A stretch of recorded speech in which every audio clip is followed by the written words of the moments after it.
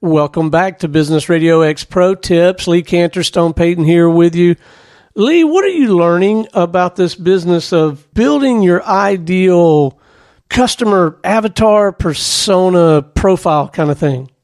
Yeah, I think it's so important when you're trying to, if you're thinking about advertising or marketing, you have to really be crystal clear on who that ideal customer is.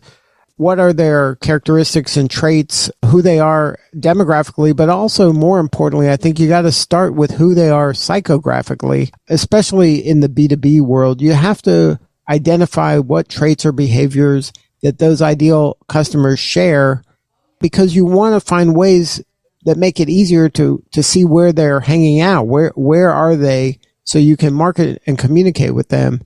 And communicating with them should be in a way that's providing value in order to be the most productive for yourself. So some of the questions you should try to answer about your ideal customer is, where do they get their buying information? Like, you have to understand what their process is when they buy something, what they're buying in the industry. And especially if it's in and around what you're selling, you have to know what are the steps they are taking before they buy something, so you know you can inject what you're doing somewhere along that pathway. You have to know what are their decision motivators, what are the hurdles that they have to go through in order to make this type of buying decision. You have to understand what are the common objections that they come up with when they're, not using other services or products that might solve the problem that your service or product solves. And then you have to come up with the appropriate responses to each of those objections.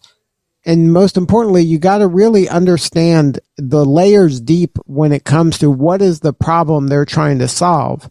It may look like a certain problem on the surface, but if you dig a few layers deeper, you'll see that there's typically a different problem that they are just having a hard time articulating.